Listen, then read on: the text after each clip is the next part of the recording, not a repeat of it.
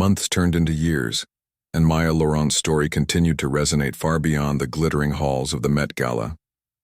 What had started as a single night of transformation became a legacy that shaped not only the fashion industry, but also the way people thought about creativity, representation, and activism.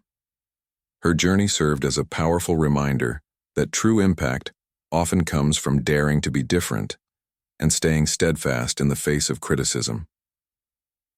The Resilient Futures Foundation grew exponentially, becoming one of the most influential organizations in its field. Under Maya's leadership, it expanded its reach to over 50 countries, providing resources and mentorship to thousands of young artists and activists. These individuals, inspired by Maya's example, went on to create their own projects that addressed pressing social issues like climate change, racial inequality, and gender discrimination. One standout success story was a teenage girl from Kenya who used recycled materials to design solar-powered backpacks for children in remote areas. Another was a young man from Brazil who launched an initiative to teach underprivileged youth how to upcycle discarded fabrics into marketable products. Each of these stories was celebrated as proof of the ripple effect Maya's work had created. Maya herself remained deeply involved in the foundation's activities, traveling frequently to meet with beneficiaries and share her message at conferences and events around the world.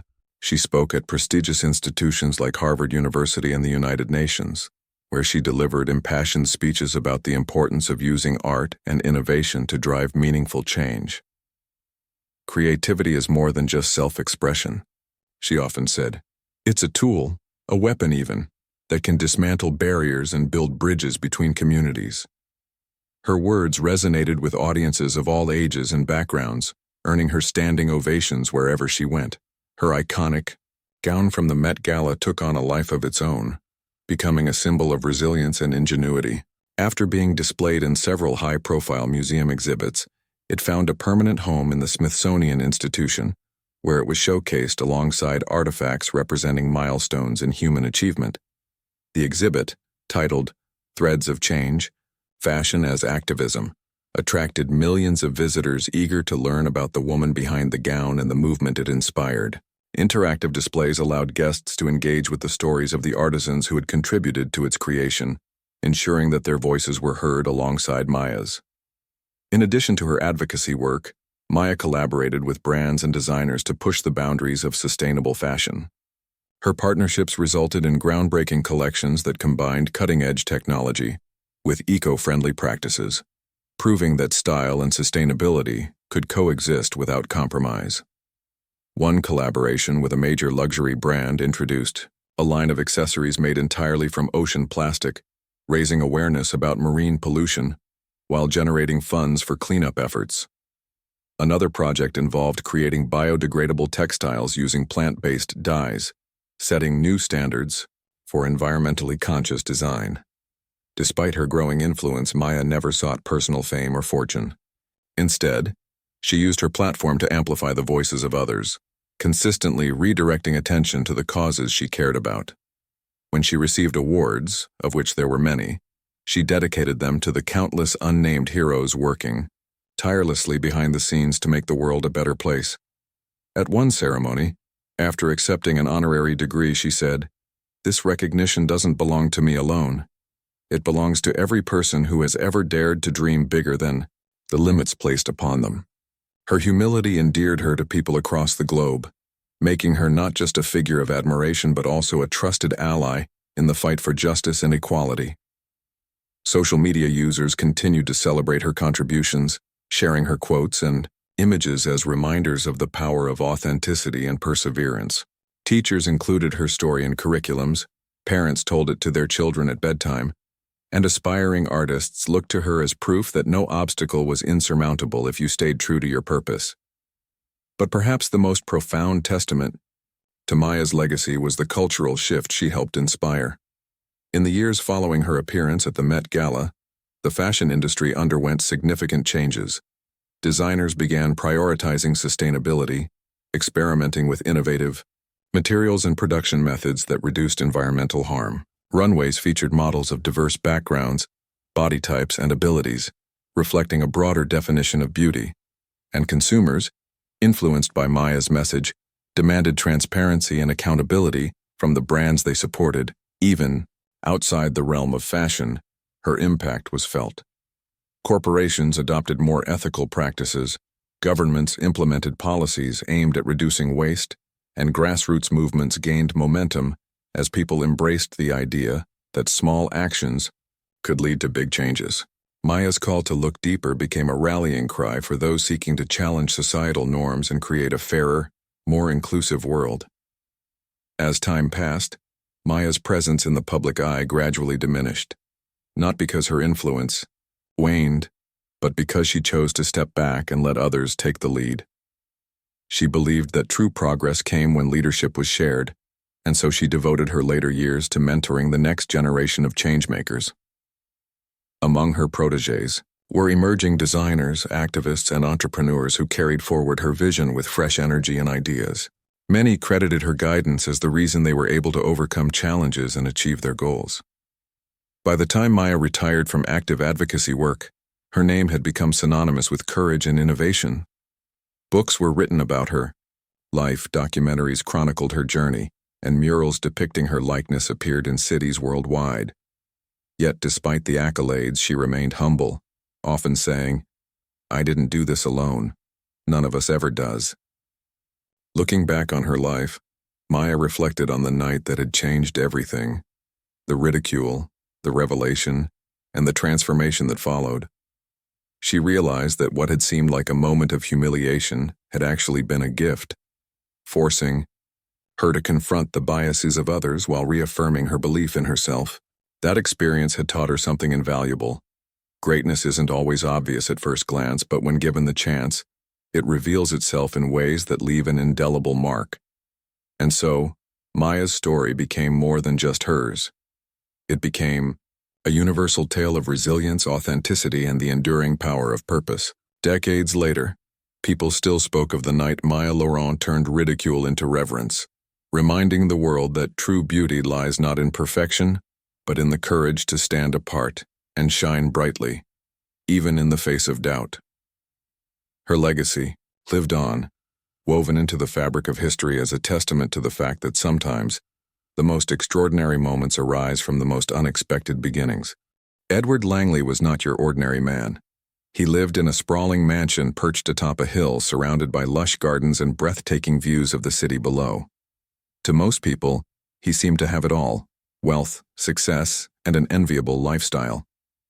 But behind the polished exterior lay a quiet loneliness that gnawed at him day after day. Edward had spent decades building his empire, pouring every ounce of energy into creating cutting-edge technology that changed industries. Yet, as the years passed, he realized something important was missing: connection. His days were filled with meetings, phone calls, and endless emails, but his evenings were painfully silent. The grand halls of his home echoed with emptiness, and the only company he had were the servants who tiptoed around him like shadows. Friends stopped calling long ago, either intimidated by his wealth or put off by his reclusive nature. Family members drifted away too, unable to relate to the man Edward had become, though he tried to fill the void with material comforts, a rare art collection here, a luxury car there. It never worked. Deep down, Edward knew money couldn't buy what he truly craved: love, purpose, and belonging. One rainy afternoon, while stuck in traffic on his way back from yet another business meeting, Edward found himself reminiscing about his childhood.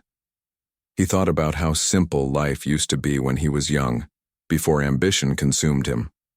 Back then, he dreamed of having a family, a wife, children, laughter filling the house. Somewhere along the way, those dreams had slipped through his fingers.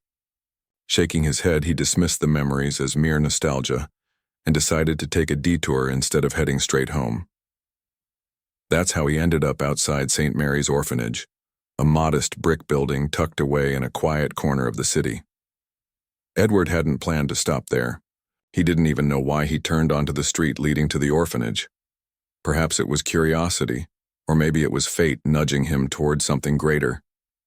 Whatever the reason, He parked his car and stepped inside, telling himself it would just be a quick visit. After all, he reasoned, donating some money wouldn't hurt, and it might ease the guilt he sometimes felt for being so disconnected from the world. The moment he walked through the doors, the atmosphere shifted. The air smelled faintly of chalk dust and old books, and the sound of children laughing echoed down the hallways. It was a stark contrast to the sterile offices and boardrooms Edward was accustomed to. A kind-faced woman named Mrs. Harper greeted him warmly and offered to give him a tour. As they moved from room to room, Edward saw glimpses of lives very different from his own.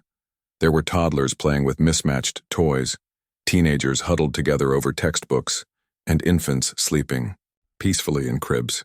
Each face told a story of hardship and resilience, and Edward couldn't help but feel a pang of admiration for these children. Then, in a quiet corner of the library, he saw her.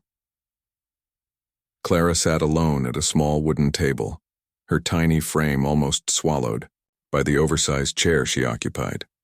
Her dark hair fell messily around her shoulders, and her clothes were slightly too big for her slender body. But what caught Edward's attention wasn't her appearance, it was the intensity in her eyes. She was completely absorbed in a thick book, her brow furrowed in concentration as if unraveling the secrets of the universe. Something about her struck a chord deep within him. He watched silently for a moment, intrigued by this little girl, who seemed so out of place among her peers. Mrs. Harper noticed Edward's interest and leaned in to whisper, "That's Clara. She's special. Very bright, though she keeps to herself most of the time." "Special?" Edward asked, raising an eyebrow. "She reads constantly," Mrs. Harper explained. "Books meant for adults, mind you, and she asks questions no child her age should even think of asking. Honestly, we're not sure what to do with her sometimes."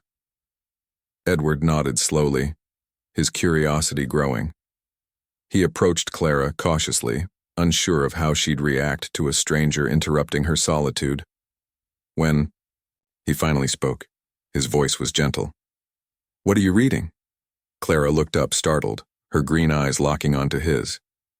For a moment she seemed hesitant to respond, but then she held up the book proudly. "It's about stars," she said softly. "Did you know there are more stars in the sky than grains of sand on Earth?" Edward blinked, taken aback by both the depth of her knowledge and the innocence in her tone. "I didn't know that," he admitted. "But it's fascinating." They talked for a while, with Clara sharing facts about constellations, planets, and black holes. Edward listened intently, marveling at the clarity with which she explained complex concepts. It was clear she possessed a sharp mind, one that yearned for stimulation and understanding. By the end of their conversation, Edward felt a strange warmth spreading through him, a feeling he hadn't experienced in years. For the first time in ages, he felt genuinely engaged, as if he'd stumbled upon a treasure hidden in plain sight. As he drove home that evening, Edward couldn't stop thinking about Clara. Her intelligence was undeniable, but it was more than that. There was a spark in her, a glimmer of potential waiting to be unleashed. The idea of adopting her began to take root in his mind, though he initially dismissed it as absurd. Who was he to play father to a child? He barely understood kids, let alone one as extraordinary as Clara. Still, the thought lingered, refusing to fade. Over the next few weeks, Edward visited the orphanage several more times, always making sure to spend a little extra time with Clara. They discussed everything from science to history, and each conversation left him more convinced of her brilliance. Slowly, their bond began to form, built on mutual respect and shared curiosity. Edward started imagining what life might be like with Clara by his side, not as a charity case, but as a daughter who could challenge and inspire him in ways he'd never imagined. When he finally made the decision to adopt her, the reactions were predictable. Friends called him reckless, colleagues whispered about his sanity, and even strangers chimed in with unsolicited opinions. "Why would someone like you adopt a child like her?" they asked. "She's too strange, too unpredictable." But Edward didn't care. He saw past the labels and judgments, recognizing the incredible person Clara already was. and the limitless possibilities ahead of her. And so, against all odds, Edward brought Clara home, stepping into uncharted territory with nothing but hope and determination. Little did he know, this decision would change both their lives forever. The day Clara arrived at Edward's mansion, the air was thick with anticipation and judgment. The staff, who had grown accustomed to the quiet predictability of their employer's solitary life, exchanged nervous glances as they watched the small, wide-eyed girl step hesitantly out of the car. Her clothes, carefully chosen by Mrs. Harper for the occasion, still looked slightly too big on her thin frame. She clutched a tattered backpack containing all her worldly possessions, a few changes of clothes, a notebook filled with scribbles and sketches, and that same book about stars she'd been reading when Edward first met her. Edward knelt down to meet Clara's gaze, his expression warm but tinged with uncertainty. "Welcome home," he said softly, extending a hand toward her. Clara hesitated for a moment before slipping her tiny fingers into his. It was a gesture so simple yet profoundly symbolic, a fragile bridge between two souls searching for connection. Inside the house, Clara's awe was palpable. The grandeur of the mansion overwhelmed her senses. The towering ceilings, the gleaming chandeliers, the vast library lined with leather-bound books. To Edward, this was just his home. To Clara, it felt like stepping into another world entirely. But despite the beauty surrounding her, she remained reserved, observing everything with cautious curiosity. The servants, though polite, couldn't hide their skepticism.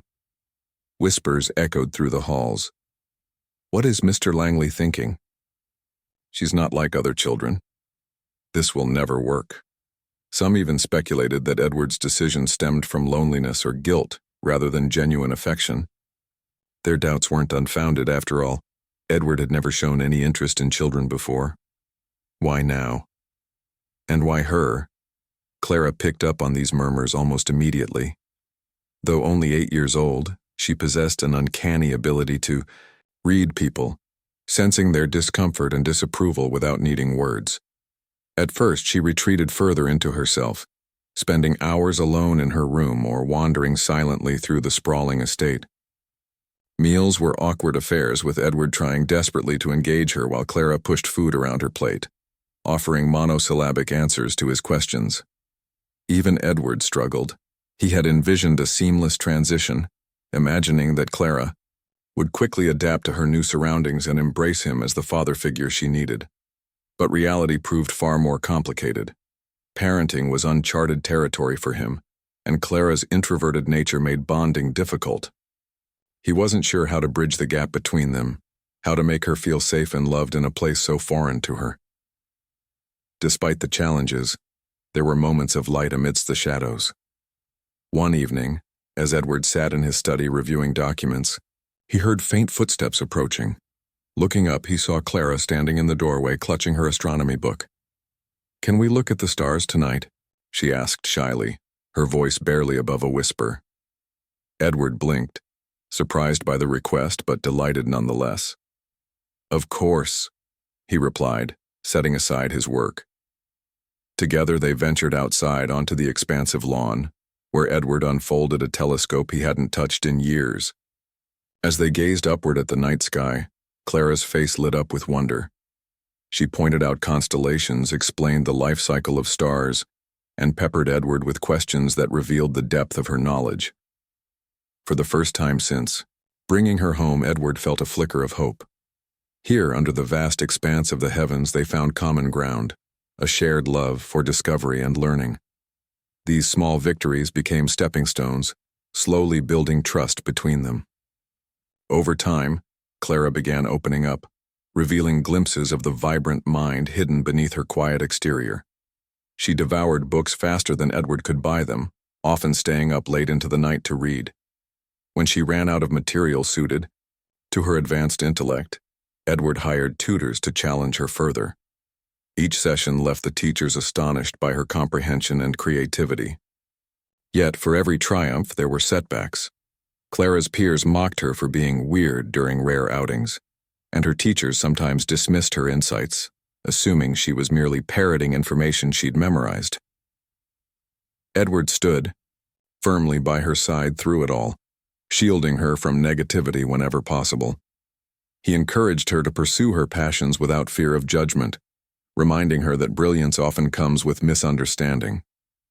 Still, the weight of the world's criticism pressed heavily on both of them. Neighbors continued to gossip, labeling Edward eccentric at best and reckless at worst. Even family members weighed in, questioning whether he was doing the right thing. "You're spoiling her," one relative scolded during a rare visit. "She needs discipline, not indulgence." Edward bit back a retort, knowing better than to argue with someone who didn't understand. Instead, he focused on creating a sanctuary within their home, a space where Clara could thrive without fear of ridicule. They transformed the library into a haven of exploration, filling it with maps, instruments, and puzzles designed to stimulate her mind.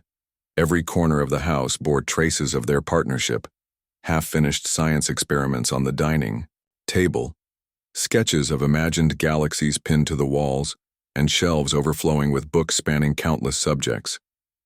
As months turned into years, the dynamic between Edward and Clara evolved. What began as a tentative relationship rooted in mutual curiosity blossomed into something deeper, a bond forged through shared experiences and unwavering support. Clara started calling Edward Dad, a title that brought tears to his eyes the first time she said it. In return, Edward became more than just a benefactor. He became a mentor, confidant, and protector. Yet the outside world remained skeptical. Rumors swirled about Clara's behavior, painting her as aloof or difficult. Some claimed she was using Edward for his wealth, while others accused him of adopting her purely for publicity. Neither accusation held water, but the constant scrutiny wore on them both. Edward shielded Clara as much as he could, deflecting criticism and ensuring she stayed focused on her goals. Meanwhile, Clara channeled her frustrations into her studies, determined to prove her worth, not to the doubters but to herself. Through it all, one truth became undeniable: Clara was extraordinary. Her intelligence wasn't just academic. It was intuitive, creative, and boundless. She approached problems with a fresh perspective, unburdened by conventional thinking. Whether solving complex equations or crafting intricate stories, she demonstrated a level of insight rarely seen in someone so young. Edward marveled at her growth, proud not only of her achievements but also of the resilience she displayed in the face of adversity. By the time Clara reached adolescence, their unconventional family had settled into a rhythm uniquely their own. The mansion, once a symbol of isolation, now pulsed with life and energy. Laughter replaced silence, and the once empty halls echoed with the sound of discovery. Though challenges remained, Edward and Clara faced them together, united by a bond stronger than blood, a bond built on faith, perseverance, and the belief that true greatness lies not in conforming to expectations, but in embracing what makes us different. And so, against all odds, the millionaire and the girl once deemed insane proved their critics wrong, not through words, but through action. Their story was far from over, but already it served as a testament to the transformative power of love, understanding, and unwavering belief in one another. As Clara grew older, her brilliance became impossible to contain within the walls of Edward's mansion. By the age of 12, she had already surpassed the limits of what most adults could comprehend. Her mind was a whirlwind of ideas, constantly seeking new challenges and solutions to problems that others hadn't even considered. Edward, who had once been unsure of how to guide her, now found himself racing to keep up with her boundless curiosity. He poured every resource at his disposal into nurturing her talents, determined to give her the opportunities she deserved. Clara's education became a top priority. Edward hired private tutors from prestigious universities, each one handpicked for their expertise in fields ranging from mathematics to quantum physics. At first, these tutors were skeptical. How much could a 12-year-old truly grasp? But within days, they realized they were dealing with someone extraordinary. Clara absorbed information like a sponge, asking questions that left them scrambling for answers. One tutor, a renowned astrophysicist, admitted to Edward after a particularly intense session, Your daughter doesn't just learn, she understands. It's as if she sees patterns where the rest of us see chaos. Despite her intellectual prowess, Clara still faced obstacles outside the safety of their home. Social interactions remained difficult for her, not because she lacked empathy or kindness, but because she struggled to relate to children her own age. While her peers spent weekends playing video games or gossiping about school crushes, Clara was designing experiments or reading research papers. This difference set her apart, earning her labels like weird or aloof. Some kids teased her mercilessly, calling her names or excluding her from group activities. Teachers, too, often misunderstood her. They interpreted her quiet demeanor as disinterest or arrogance, failing to recognize the depth of thought behind her reserved nature. Edward did everything he could to shield Clara from the negativity. He encouraged her to focus on her passions rather than waste energy trying to fit in. "The world will catch up to you someday," he told her one evening as they sat together in the library. "Until then, don't let anyone dim your light." His words resonated deeply with Clara, giving her the strength to persevere despite the criticism. One day, during a tutoring session, Clara stumbled upon an idea that would change everything. She had been studying weather patterns and noticed inconsistencies in the data used to predict storms. Intrigued, she began developing an algorithm designed to improve accuracy by analyzing variables overlooked by traditional models. What started as a simple project quickly grew into something far more ambitious. Late nights turned into early mornings as Clara worked tirelessly, scribbling equations on scraps of paper and testing simulations on Edward's state-of-the-art computer. When she finally presented her findings to Edward, he was astonished. The algorithm was groundbreaking, capable of predicting severe weather events with unprecedented precision. It wasn't just theoretical. It had real-world applications that could save lives. Edward immediately recognized its potential and urged Clara to share it with the scientific community. But Clara hesitated. She had grown accustomed to being dismissed or underestimated, and the thought of presenting her work to strangers intimidated her. "You've already done the hard part," Edward reassured her. "Now it's time to show the world what you're capable of." With his encouragement, Clara agreed to submit her algorithm to a national science competition for young innovators. The process was daunting, from writing a detailed report to preparing a presentation, but Edward stood by her every step of the way. Together they refined her work until it shone with clarity and purpose. On the day of the competition, Clara stood nervously backstage, clutching her notes and rehearsing her speech under her breath. Edward placed a reassuring hand on her shoulder. "Remember why you're here," he said. "Not to impress anyone, but to share your gift with the world." His words calmed her nerves, and when her name was called, she walked onto the stage with newfound confidence. The audience listened in stunned silence as Clara explained her algorithm, her voice steady and clear. She spoke not only with intelligence, but also with passion, painting a vivid picture of how her innovation could revolutionize disaster preparedness. When she finished, the room erupted into applause. Judges peppered her with questions, their expressions shifting from skepticism to awe as she answered each one with precision and insight. By the end of the event, there was no doubt in anyone's mind. Clara Langley was a prodigy. News of her success spread rapidly, catapulting her into the spotlight. Media outlets clamored for interviews, eager to tell the story of the young girl who had outsmarted seasoned scientists. Overnight, Clara went from being labeled strange to being hailed as a genius. The same people who had criticized Edward for adopting her now praised him as a visionary.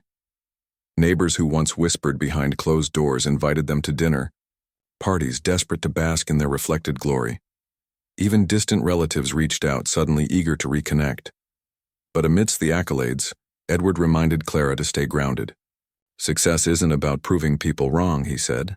"It's about staying true to yourself and using your gifts to make a difference." Clara took his advice to heart, channeling her newfound fame into meaningful action. She partnered with meteorologists and engineers to refine her algorithm further, ensuring it reached communities vulnerable to natural disasters. Edward supported her efforts wholeheartedly, funding initiatives and connecting her with experts who could help bring her vision to life. Their home became a hub of innovation, buzzing with activity as researchers, students, and curious minds gathered to collaborate with Clara. The library, once a quiet retreat, transformed into a vibrant workspace filled with whiteboards covered in equations and prototypes scattered across tables. Edward watched with pride as Clara navigated this new chapter of her life, balancing her responsibilities with grace and determination. Yet, even as her star rose higher, Clara never forgot where she came from. She often visited St. Mary's Orphanage, sharing her story with the children there and encouraging them to dream big. "You don't have to be defined by your circumstances," she told them during one visit. "If I can do it, so can you." Her words inspired hope in countless young hearts, many of whom saw themselves reflected in her journey. For Edward, witnessing Clara's transformation was both humbling and fulfilling. He had entered parenthood clueless and uncertain, driven only by a gut feeling that he needed to take a chance on this extraordinary child. Now, years later, he saw the fruits of that decision, not just in Clara's achievements, but in the bond they shared. They were no longer simply father and daughter. They were partners in a mission to push boundaries and challenge the status quo. Life wasn't without its challenges, of course.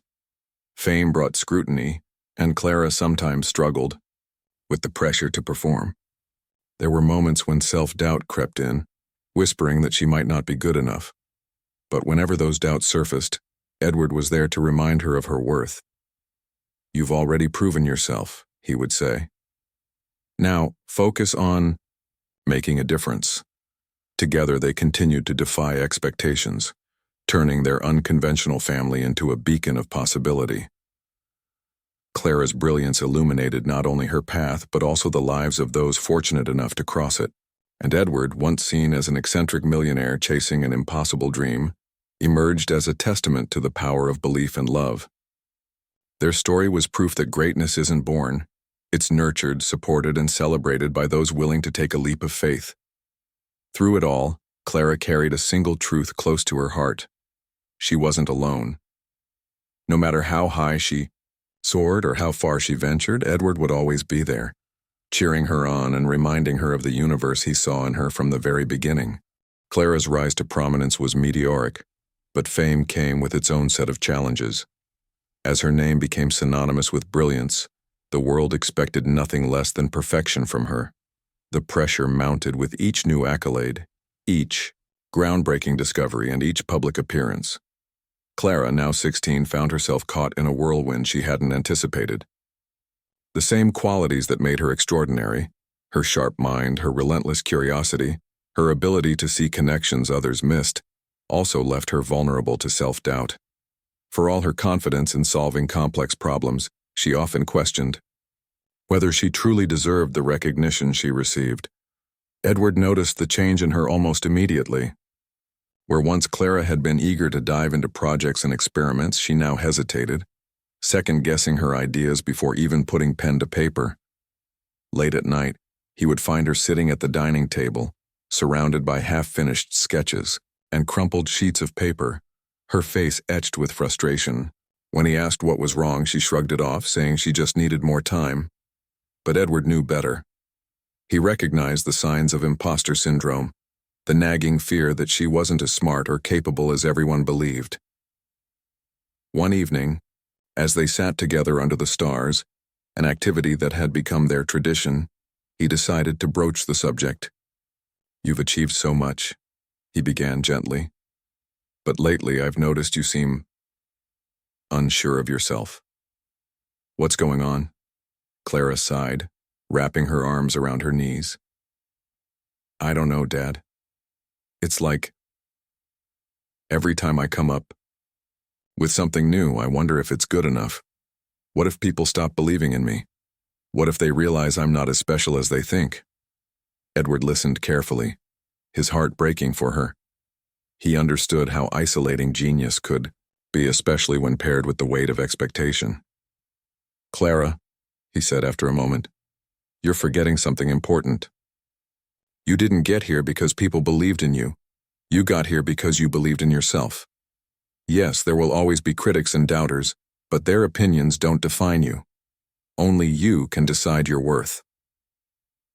His words struck a B chord, though they didn't erase her doubts completely. Still, Clara resolved to push forward, determined not to let fear hold her back. Around the same time, another challenge arose, one far more personal and urgent. Edward's health began to decline.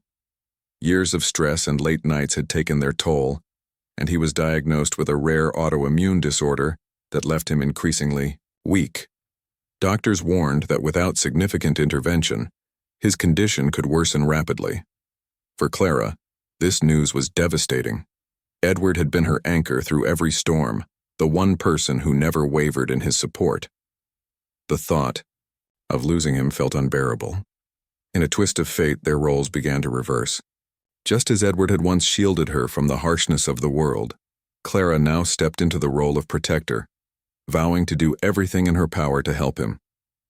She poured herself into researching potential treatments, leveraging her skills and connections to explore cutting-edge therapies.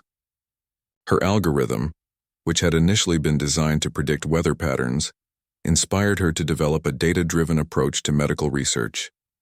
By analyzing vast datasets, she identified correlations between genetic markers and treatment outcomes that had eluded even seasoned scientists.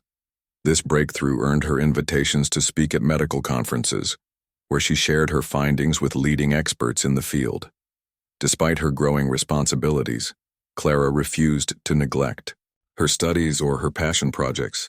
She balanced schoolwork, research, and caregiving with remarkable resilience, often working late into the night to ensure she stayed ahead. Edward watched her juggle these demands with a mixture of pride and guilt. "You shouldn't have to carry this burden," he told her one evening as she reviewed lab results at the kitchen table. "I'm supposed to take care of you, not the other way around." Clara looked up, her expression softening. "Dad, you've done so much for me. Let me do this for you, please." Her voice trembled slightly, but her resolve was unwavering.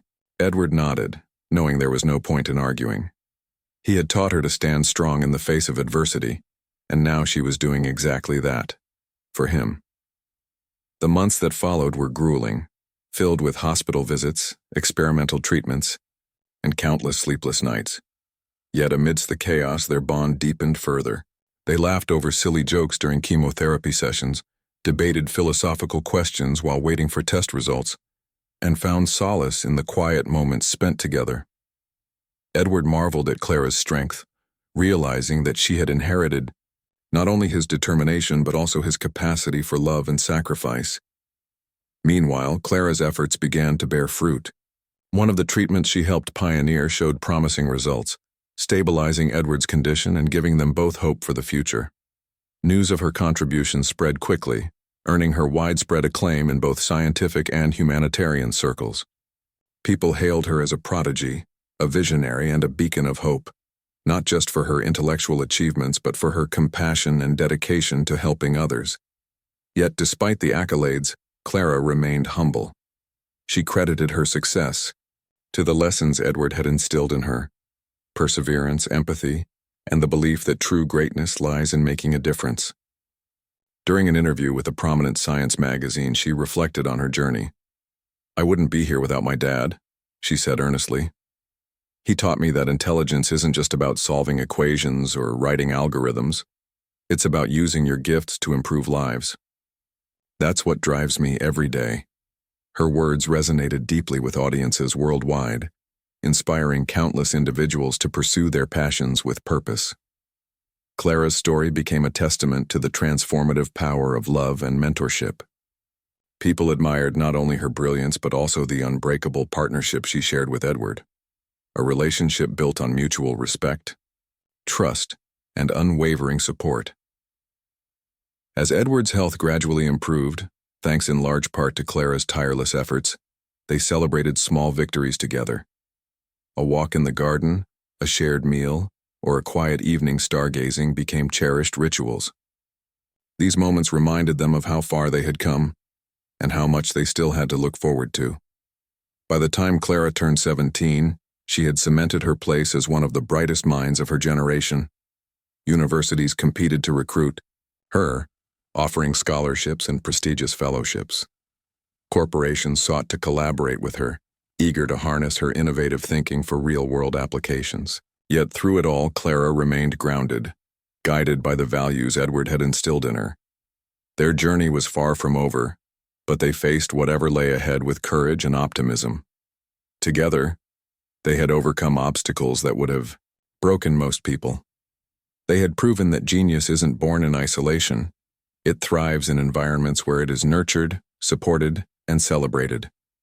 And they had shown the world that love, in its purest form, has the power to transcend barriers and create something truly extraordinary.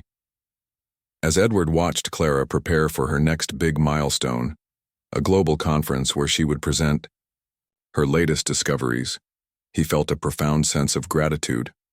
Against all odds, he had found purpose in fatherhood, and in doing so, he had helped shape a legacy that would endure long after he was gone. Clara, for her part, carried his love and wisdom with her wherever she went, a guiding light illuminating her path to greatness. As Clara stepped onto the stage of the Global Science and Innovation Summit, the weight of the moment pressed heavily on her shoulders. Thousands of eyes were fixed on her, scientists, policymakers, journalists, and students from around the world. Cameras flashed, capturing every movement as she adjusted the microphone to her height. At just 17 years old, she was the youngest keynote speaker in the summit's history, and the stakes couldn't have been higher. This wasn't just another presentation. It was a culmination of years of hard work, sacrifice, and resilience. It was also a tribute to the man who had believed in her when no one else did. Edward sat in the front row, his frail frame leaning slightly on the cane he now relied on. He wore a proud smile, though fatigue lingered in his eyes. Watching Clara stand there, poised and confident, filled him with an indescribable sense of fulfillment. She had grown into not only a brilliant mind but also a compassionate human being, someone who used her gifts to make the world better. Yet beneath his pride lay a quiet sadness. He knew his time was limited. The treatments Clara had championed had slowed the progression of his illness, but they couldn't reverse it entirely. Each day felt like borrowed time, and he cherished every moment he spent with her. Clara began her speech with a story, one that many in the audience hadn't heard before. She spoke about the rainy afternoon when Edward had first walked into St. Mary's Orphanage, how their lives had intertwined through fate or chance, and how his decision to adopt her had changed everything. "When I was 8 years old," she said, her voice steady but tinged with emotion, "I didn't know what it meant to belong. But my father showed me that family isn't defined by blood. It's defined by love, trust, and unwavering support." The room fell silent, captivated by her words. She went on to explain her latest project, an advanced algorithm designed to predict natural disasters with unparalleled accuracy. This wasn't just theoretical science. It was practical, actionable technology that could save countless lives. Clara demonstrated its capabilities using real-world examples, showing how early warnings could give communities crucial time to prepare and evacuate. Her delivery was flawless, blending technical expertise with heartfelt conviction. When she finished, the auditorium erupted into applause, standing ovations echoing through the hall. Backstage after the event, Clara was surrounded by admirers eager to congratulate her. Journalists clamored for interviews while fellow scientists praised her ingenuity. Despite the whirlwind of attention, her thoughts kept returning to Edward. She excused herself from the crowd and found him waiting patiently in a quiet corner, sipping water and watching her with unmistakable pride. "You were incredible," he said simply, his voice warm despite its weakness. "Thank you," Clara replied, sitting beside him. "But none of this would have been possible without you." Edward shook his head. "Don't give me too much credit. You're the one who turned possibilities into realities. Remember, I'm just the guy who gave you a library card and a telescope." They shared a laugh, but the underlying truth hung between them. Edward's health was deteriorating, faster than either of them wanted to admit. His once commanding presence had softened, replaced by a fragility that broke Clara's heart. Still, he refused to let his condition overshadow her achievements. "We'll celebrate properly tonight," he promised. "Dinner at your favorite restaurant, just the two of us."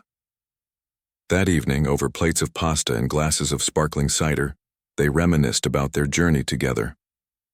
They laughed about the awkward early days when Clara had hidden in her room, avoiding eye contact with the staff.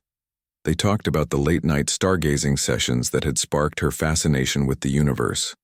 And they reflected on the challenges they'd overcome, the doubters, the setbacks, the moments when giving up seemed easier than pushing forward. But the conversation eventually turned to the future. Edward leaned back in his chair, studying Clara with a mix of admiration and concern. "You've accomplished so much already," he said. "And you'll accomplish even more. But promise me something, Clara. Don't lose sight of why you started all this. It's not about awards or recognition, it's about making a difference." "I know, Dad," Clara assured him, "and I won't forget. You taught me that." Edward nodded, satisfied. "Good. Because the world needs people like you, not just brilliant minds but kind hearts. Never stop being both." The months that followed were bittersweet. Edward's condition worsened, forcing him to spend more time in hospitals and less time at home. Clara balanced her academic commitments with caring for him, often staying up late to review research papers or write essays after tending to his needs. Despite the exhaustion, she refused to let anything slip. Her determination became a source of inspiration for everyone around her, including the medical team treating Edward. "She's extraordinary," one nurse remarked to another. "Most teenagers would crumble under this kind of pressure, but she handles it with grace." Edward passed away peacefully on a crisp autumn morning, surrounded by the books and stars he loved so dearly. Clara held his hand until the very end, whispering her gratitude for everything he had done for her. Though devastated by his loss, she found comfort in knowing that his legacy lived on, not just in her accomplishments but in the values he had instilled in her. In the weeks following Edward's death, Clara threw herself into her work with renewed purpose. She established the Langley Foundation in his honor, dedicating it to supporting gifted children from disadvantaged backgrounds.